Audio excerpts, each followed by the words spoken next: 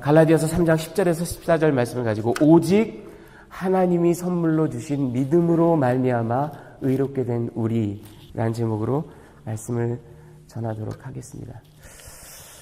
여러분, 제가 중학교 다닐 때 생긴 이상한 퍼펙셔니즘이 제가 이제 피아노를 배웠는데 저는 한 1년 반 레슨 받았어요. 예. 이쯤에서 여러분들 놀라셔야 돼. 예. 한 1년 반, 딱 1년 반, 그리고 나머지는 혼자 그냥 그래서 여러분 들어는 보셨는지 나대로 주법이라고 이제 혼자 그냥 제 마음대로. 예.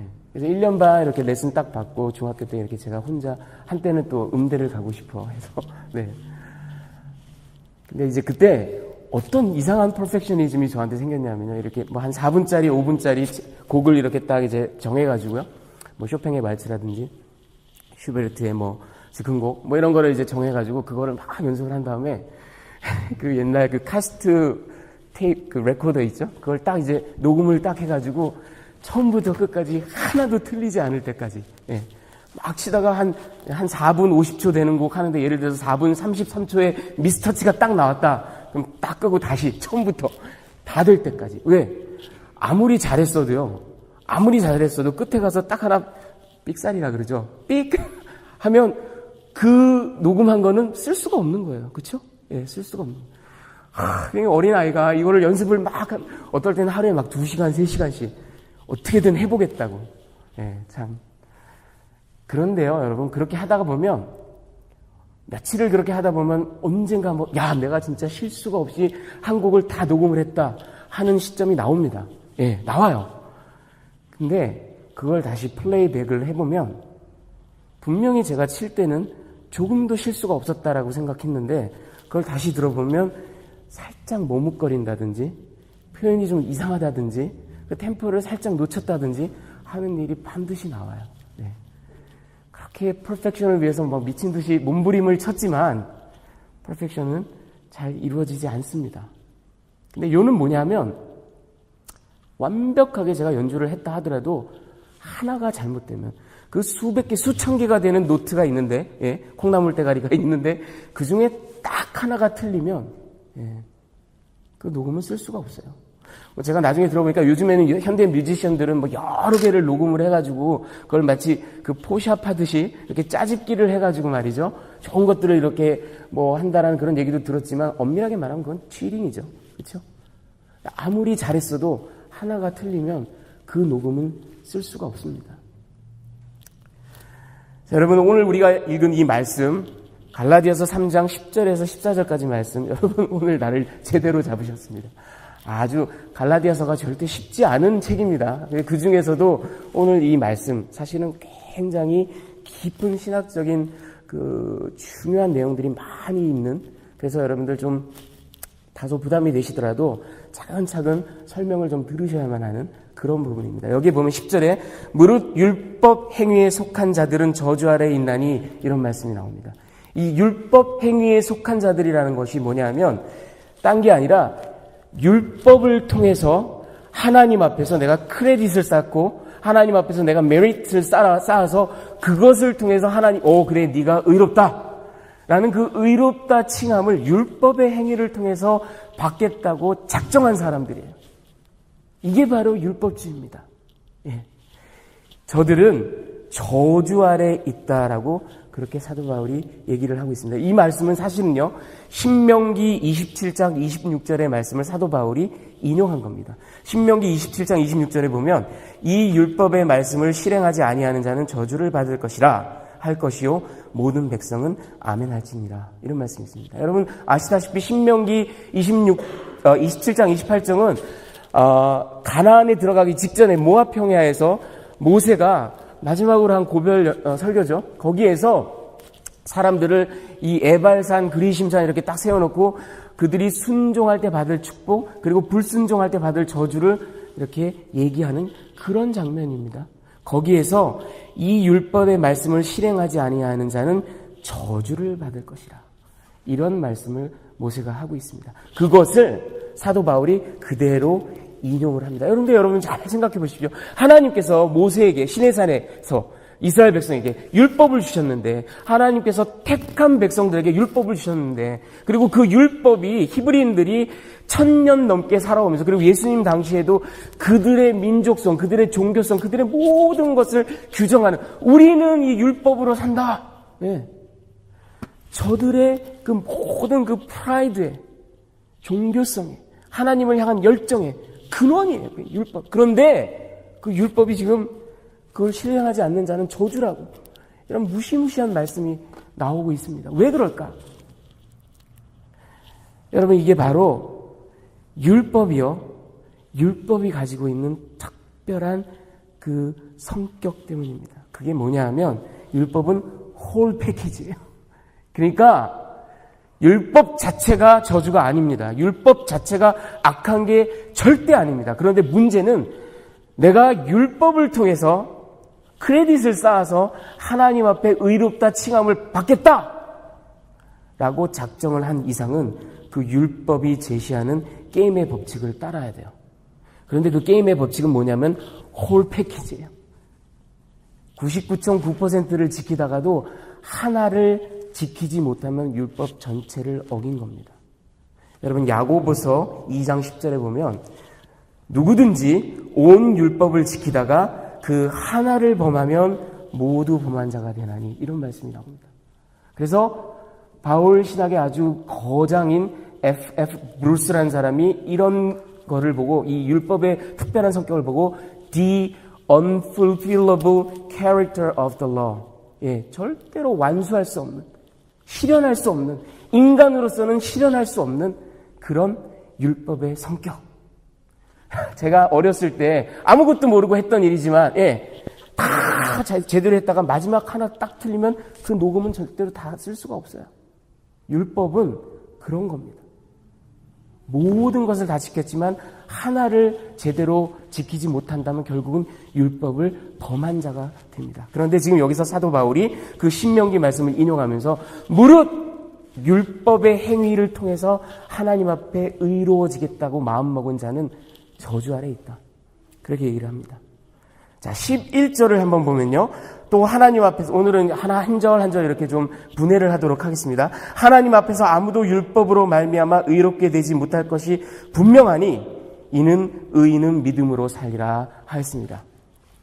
여기 이 율법이란 11절에 율법으로 말미암아 의롭게 된다라는 것, 그것이 바로 그 율법이 규정하는 바, 그것을 다 지킴으로 내가 하나님 앞에 의로워지겠다, 그게 바로 율법주의예요. 그게 바로 리걸리즘입니다. 사도 바울 당시에는 리걸리즘이란 말이, 율법주의란 말이 없었어요. 그래서 바울이 고안한 단어가 에르곤 노무, 그래서 works of the law. 예. 바울이 works of the law라는 말을 쓰면 그거는 율법주의입니다.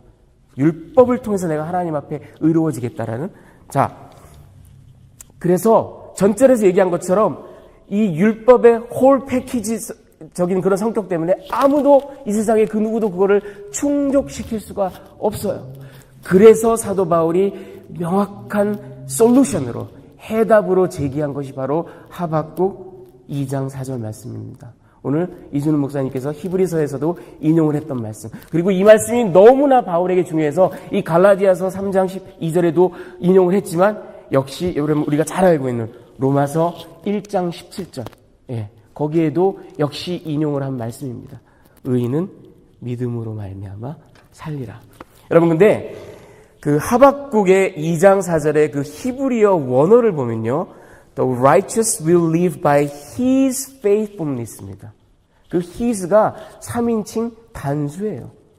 그러니까 의로운 자들은, the righteous, 의로운 자들은 그분의 신실하심으로 말미암아 살리라예요. 하나님의 신실하심으로 말미암아 살리랍니다. 그것을 사도 바울이 지금 이 갈라디아서에서 인용한 헬라어를 영어로 해석하면 두 가지가 가능합니다. 헬라어 문법상 두 가지가 다 가능해요. 그 두 가지가 뭐냐면은 바울에 따르면 the righteous will live by faith, 또는 the righteous by faith will live. 둘 다 해석이 가능합니다. 첫 번째 건 뭐냐면 the righteous will live by faith. 이걸 어떻게 우리말로 해석을 할 수 있냐면, 의로운 자들은 그 믿음으로 말미암아, 그 믿음이 전제가 되어서 그 믿음이 매개가 되어서 살리라. 그런 말입니다. 두 번째 해석을 따르면 The righteous by faith. 어쩌면 이게 사도 바울이 계속해서 강변하는 그 이신칭의의 그 신학에 더 잘 부합하는 말씀일 수도 있어요. The righteous by faith. 이 믿음으로 말미암아 의롭다라고 칭함을 받은 사람들은 will live. 하나님 앞에서 살리라. 그런 말이에요. 여러분 보시죠. 히브리어 원래 하박국에서 나왔던 그 말씀과 사도 바울이 인용한 헬라어 말씀이 그것 자체도 또 두 가지 가능성이 있는데 총 세 가지 내용들을 여러분 우리가 쫙 이렇게 대별해서 보면 이게 약간 뉘앙스도 그렇고 약간 의미하는 바가 다릅니다. 여러분 이 시점에서 이게 왜 이랬을까? 바울이 성경을 곡해한 것일까? 왜곡한 것일까? 그 의미를 무시하고 자기 그 논지에 따라 바꾼 것일까? 이런 의문이 들어야 정상입니다. 여기까지 얘기하고 제가 설교 말미에 그렇지 않다라는 것. 이 세 가지가 결국은 한 가지 뜻으로 통한다라는 것을 증명해 드리도록 하겠습니다. 그런데 여기서는 일단 12절 1절 말씀에서는 여기까지. 자, 12절에 가면요. 율법은 믿음에서 난 것이 아니니 율법을 행하는 자는 그 가운데서 살리라 하였느니라. 이렇게 바울이 말씀하고 있습니다. 율법은 믿음에서 난 것이 아니니 율법을 행하는 자는 그 가운데서 살리라. 여러분 이 말씀도 사실은 사도 바울이 레위기 18장 5절에서 인용한 말씀입니다. 레위기 18장 5절을 보면요. 너희는 내 규례와 법도를 지키라. 사람이 이를 행하면 그로 말미암아 살리라. 나는 여호와니라. 이런 말씀이 있습니다. 근데 여러분 신약 성경을 읽으시다가 이걸 발견하셨을는지 모르겠는데 아주 놀랍게도 이 레위기 18장 5절 말씀을 예수께서 인용하신 적이 딱 한 번 있습니다. 그게 언제냐면 여러분 우리가 잘 알고 있는 누가복음 10장 25절 이후에 보면요. 그 선한 사마리아인의 비유 얘기 나오죠. 그때 한 율법 교사가 나와서 예수님 자기를 잘 보이려고 내가 어찌하여 영생을 얻으리까 뭐 이랬더니 주님께서 성경에 뭐라고 나와 있느냐? 그랬더니 율법 교사가 당당하게 하나님을 사랑하고 내 이웃을 사랑하면 그랬더니 예수님께서 누가복음 10장 28절에 뭐라고 말씀하시냐면요. 예수께서 이르시되 내 대답이 옳도다. 이를 행하라. 그리하면 살리라. 레위기 18장 5절 말씀. 이를 행하라. 그리하면 살리라. 그 말씀을 그대로 인용하십니다. 근데 여러분 예수께서 이 말씀을 하실 때 그 말씀을 행하라. 그리하면 살리라. 했을 때 살겠다라는 얘기입니까? 죽겠다라는 얘기입니까? 살지 못한다라는 얘기예요. 계속해서 말씀드리고 있죠. 율법의 그 홀 패키지 성격 때문에 다 지키고 하나만 지키지 못해도 우리는 율법의 저주 아래, 결국은 모든 인생은, 모든 영혼은 다 율법의 저주 아래 있다라는 것을 우리가 피할 길이 없습니다. 예수께서 이 말씀하실 때 네가 옳도다. 그대로 행하라. 그리하면 살리라.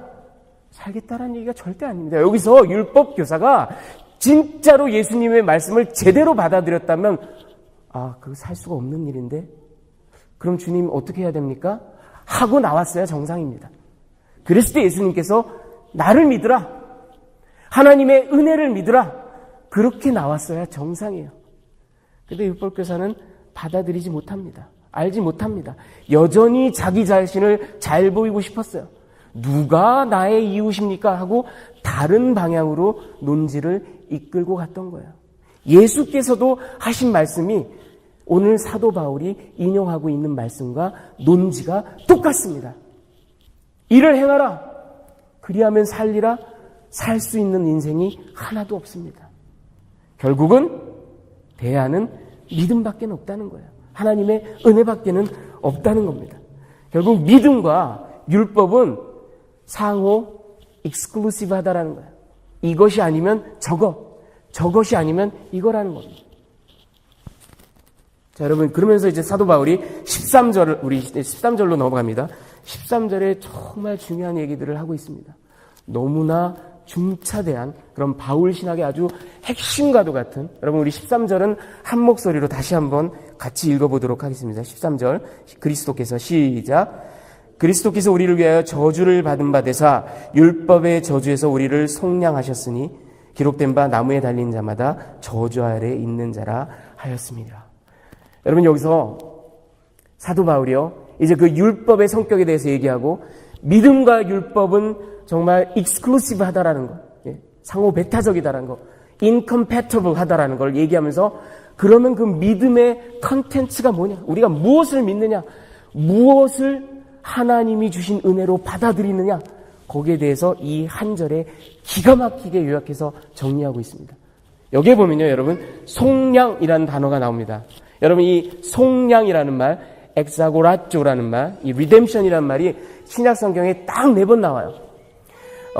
갈라디아서 3장 13절 여기, 그리고 4장 5절, 갈라디아서 4장 5절, 그리고 에베소서 5장 16절, 골로새서 4장 5절 이렇게 딱 4번 나옵니다. 여러분 아시다시피 모두 바울 서신에만 나오는 말씀입니다. 폴린 디올로지, 폴린 터미놀로지입니다. 사도 바울의 신학을 우리가 이해하기 위해서는 반드시 알아야 되는 그런 단어예요. 여러분 제가 우리의 구원을 하나님께서 우리를 구속하신 것, 우리를 의롭다 칭하신 것, 그것을 여러 가지 국면으로 표현할 수 있다라고 말씀을 드렸죠. 그동안 지난 시간까지 계속 말씀드린 게 이신칭의, justification, 법정 용어라 그랬죠. 법정에서 꽝꽝꽝 너는 무죄다. 그럼 아무도 건드릴 수가 없어요. justification. 이거는 법정 용어예요. 오늘 사용한 이 속량이라는 말은 상업 용어입니다. 여러분 redeem 한다라는 말을 오늘날 우리도 쓰고 있습니다. 어떨 때 주로 쓰나요? 근데 오늘날 우리가 이 쓰는 말이 굉장히 misleading해요. 왜냐하면 우리가 뭐 어떤 쿠폰을 받았다. 30% 쿠폰. 이거를 redeem하기 위해서는 스토어에 가서 물건을 사라 이렇게 나와 있죠.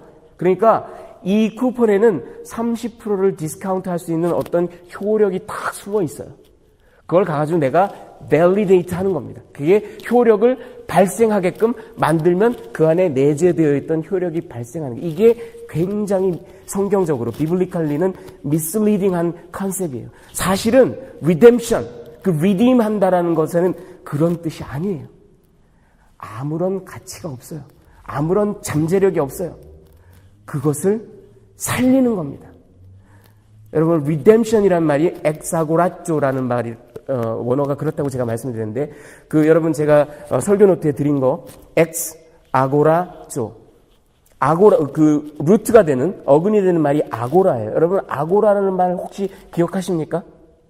여러분 세계사 시간에 고대 그 그리스의 히랍의 도시 국가들 뭐 아테네라든지 테베라든지 뭐 이런 히랍의 도시 국가들은 다 도시의 한복판의 광장 그걸 아고라라고 불렀어요. 그 아고라에 모여서 전부 다 직접 민주 정치를 했습니다. 회의하고 투표하고 그렇죠? 예. 그래서 이 아고라가 광장이에요. 직접 민주 정치에 쓰였던 광장. 그게 여러분 오늘날에도 영어 단어에 남아 있습니다. 아고라포비아가 뭐예요? 광장 공포증. 사람들을 무서워하는 거예요. 그런데 거기에서 직접 민주 정치를 하는데 사람들이 정치를 24/7 하겠어요? 내내 정치만 하겠어요? 정치 안 하는 시간에는 그게 무엇으로 쓰이기 시작합니까? 도시 한복판의 큰 광장, 거기가 바로 마켓플레이스로 쓰이는 겁니다. 상인들이 물건을 갖고 와서 물건을 사고 팔고 하는 큰 시장이 서는 곳이 바로 아고라예요. 정치적인 장소일 뿐만 아니라. 그런데 여러분, 고대 히랍의 도시국가들은 그 민주주의를 구가하고 말이죠. 인류 역사에 큰 그런 어떤 위협을 남겼지만 그게 무엇의 희생의 바탕으로 되어 있었냐면 수많은 노예 노동을 바탕으로 되어 있었어요. 여러분 그래서 그 아고라, 마켓플레이스에서 자연스럽게 어떤 일이 생겼냐면 정기적으로 외국에서 데려온 노예들, 전쟁에서 잡아온 포로들을 노예로 경매하는 노예시장이 섰습니다. 엑스아고라쪼라는 말은 무슨 말? 이 엑스라는 접두어는 끄집어낸다라는 얘기예요. 끄집어낸다라는 얘기예요. 엑스아고라쪼라는 말은 무슨 얘기냐면 그 경매에 팔려가는 노예를 끄집어낸다라는 얘기예요. 여러분 redemption이라는 말, 비블리칼한 redemption이라는 말은 오늘날 우리가 쿠폰을 redeem하는 그런 redeem이 아니고요. 노예로, 여러분이 노예로 팔려갈 처지에 처해져 있어요. 그런데 어떤 사람이 와서 여러분을 보고 강한 컴패션을 느낍니다. 너무나 불쌍해요. 그래서 자기가 가지고 있는 돈을 다 털어서 여러분을 삽니다. 근데 여러분을 사서 넌 내가 샀으니 이제부터 내 노예야, 내 하인이야가 아니라 당신은 이제부터 자유인입니다. 자유인으로 사십시오 하는 게 바로 엑사고라조입니다. 그게 바로 리뎀션이에요. 그게 바로 속량입니다. 그리스도께서 우리에게 하신 일이 바로 이 속량이라고 사도 바울이 지금 얘기를 하고 있습니다. 이 13절에 또다시 또 중요한 그 바울의 중요한 개념이 나오는데 그게 뭐냐면 우리를 위하여라는 말이 나오죠. 우리를 위하여. 이 후페르 헤몬이라는 말이 여러분 영어로 하면은 무슨 얘기냐면 on our behalf 또는 in our place 그런 말이에요. 여러분 이게 무슨 얘기냐면 바로 대속을 얘기하는 겁니다. 예수께서 하신 일이 속량, justification, 그리고 또 하나 중요한 개념, 대속. 이 대속이라는 건 뭐냐면 penal substitutionary atonement. 그래서요, 형벌을 원래 우리가 받아야 되는데 우리가 그 십자가에 달려서 왜? 그 죄 때문에. 그런데 그 자리를 예수님께서 대신하신 겁니다. 예수께서 substitute가 되신 겁니다. 이게 바로 대속의 교리입니다. 근데 여러분 오늘날 많은 자유주의 신학자들이 이 대속의 교리를 혐오합니다. 싫어해요. 그렇게 피비린내 나고 뭐 내가 죽었어야 되는데 나 대신 이런 얘기 별로 그렇게 고상하지 않고 별로 그렇게 사람들한테 아주 친근하게 다가가지 않는다. 싫어해요. 그래서 어떤 자유주의 신학자들은 이 대속의 교리를 butcher shop theology, 푸주간의 신학이다 이래가면서 욕해요. 그러나 여러분 성경을 처음부터 끝까지 읽어보십시오. 옛날 구약시대 때부터 양을 잡아서 그 양의 피를 받아서 그 피를 제단에 뿌리고 원래 내가 죽었어야 되는데 나의 죄 때문에 내가 하나님 앞에서 죽었어야 되는데 나의 죄를 데리고 온 이 양, 요놈 머리에 이렇게 딱 기도하면서 나의 죄를 여기에 전가시켜서 요놈을 잡아가지고 내가 죽었어야 되는데 명확하게 substitution이에요. 명확하게 대속입니다. 이 대속의 진리를 거부하고서는 기독교를 논할 수가 없어요, 여러분. 지금 사도 바울이 이 갈라디아서 3장 14절에 후페르 헤몬 우리 자리를 대신하여서 명확하게 얘기하고 있습니다. 자, 그리고 끝으로 율법의 저주. 예수님께서 율법의 저주를 받아, 근데 원어를 보면요, 저주가 되었다. 그렇게 나와 있어요. 아이의 저주 덩어리가 되셨습니다. 그래서 우리를 위하여 죽으셨어요. 대속의 죽음을 죽으셨습니다. 그리고 그 사역으로 인해서 우리를 속량, redeem 하셨어요. 14절에 보면 이렇게 저주스러운 죽음을 주님께서 죽으신 이유가 나와 있습니다. 그게 뭐냐면 아브라함의 복이 이방에게 미치도록. 여러분 그동안 제가 아브라함의 복에 대해서 계속 얘기를 했죠. 아브라함의 복은 딴 게 아니에요. 아브라함이 아무 공로 없을 때 할례 받기 전에 오로지 믿음 하나로 하나님께서 그를 의롭다 칭하신 것.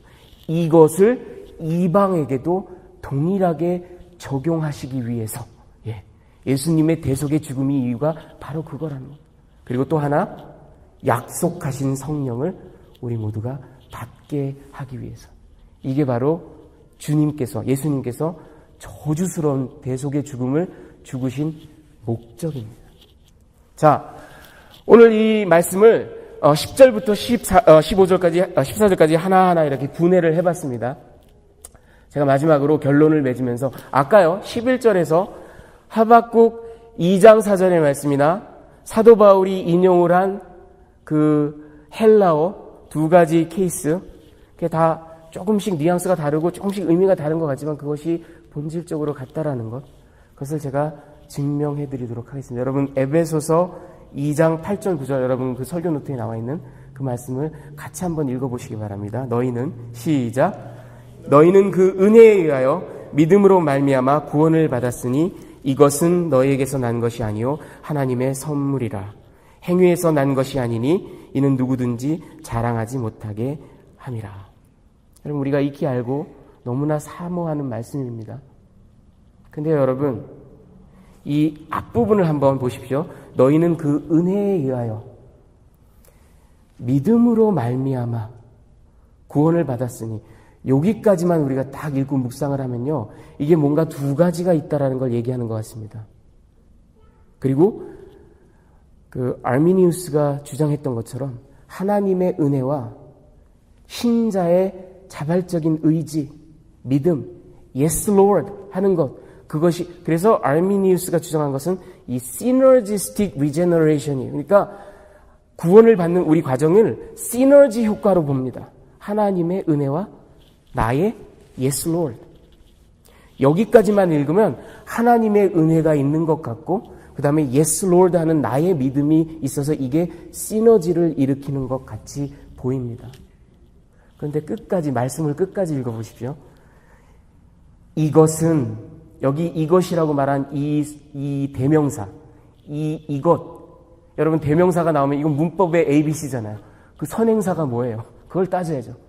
이것의 선행사가 뭡니까? 이것의 선행사는 5세기의 위대한 교부였던 히포의 어거스틴은 이것이 그 앞에 나온 믿음이라고 얘기를 합니다. 그리고 히포의 어거스틴뿐만 아니라 그 이후에 대부분의 많은 성경학자와 신학자들이 이것을 믿음이라고 받아들였습니다. 그러니까 무슨 얘기예요? 하나님의 은혜로 말미암아. 근데 믿음으로 구원받았는데 그 믿음이 하나님께서 주신 선물이라는 겁니다. 이렇게 하신 이유가 뭐냐? 아무도 그 행위를 자랑하지 못하게 하기 위함이라고 말하고 있습니다. 그런데 여러분, 후대의 종교개혁 시기에 존 켈빈이라든지 아니면 20세기의 위대한 그 신학자였던 칼 바르트라든지 후대의 신학자들은요, 이것의 선행사를 뭘로 또 받아들였냐 하면 조금 차이가 있어요. 조금 차이가 있어요. 이것의 선행사를 뭘로 받아들이는 앞문장 전체. 은혜에 의하여 믿음으로 말미암아 구원을 받은 것 자체, 이렇게 받아들입니다. 그런데 여러분, 잘 생각해 보십시오. 어거스틴으로 받아들이나 존 켈빈으로 받아들이나 논점은 똑같아요. 요점은 똑같습니다. 나의 행위가 아니라는 거예요. 나의 예스 로드조차도 하나님께서 선물로 주셨다라는 겁니다. 여러분, 이 에베소서 2장 8절 9절의 말씀을 하박국 2장 4절과 갈라디아서 3장 11절의 말씀에 대입해 보십시오. 그게 하나님의 faithfulness로 의인이 산다라고 해석을 하든 의인의 믿음으로 말미암아 산다라고 얘기를 하든 간에 궁극적으로는 그것을 선물로 주신, 그것을 야기시킨 분은 하나님이라는 얘기예요. 결국은 같은 얘기입니다. 결국은 구원의 그 소스는 하나님으로부터 왔다라는 것이지 나의 업적이나 나의 믿음이나 나의 깨어있음이나 이런 것과 아무 상관이 없다라는 얘기를 하박국 선지자가, 그리고 사도 바울이, 히브리서 기자가 하고 있는 겁니다. 여러분, 그런데 여기까지 얘기를 하면 여러분 마음 가운데 어떤 의문이 들어야 돼요. 그게 뭐냐면, 아니 그렇다면 지금 쭉 얘기된 내용이 뭐냐면 율법은 저주요, 율법이 우리에게 가르치는 건 너희는 저주 덩어리다, 너희로는 안 된다. 아, 그렇다면 하나님께서 예수님 오시기 전에 1500년 동안 유대인들에게, 히브리인들에게 율법을 주셨는데, 그럼 우리 하나님은 저들을 저주에 묶어 두려고 율법을 허락하신 분인가? 율법을 주신 분인가? 우리 하나님이 그렇게 잔인한 분인가? 우리 하나님이 그렇게 세디스틱 하나님인가? 우리 하나님이, 여러분, 2세기의 그 이단 중에 말시온이라는 사람이 주장한 게 뭐예요? 구약의 하나님은 나쁜 하나님, 악한 하나님. 예수님이 알려주신 신약의 하나님은 선하고 사랑 가득한 하나님.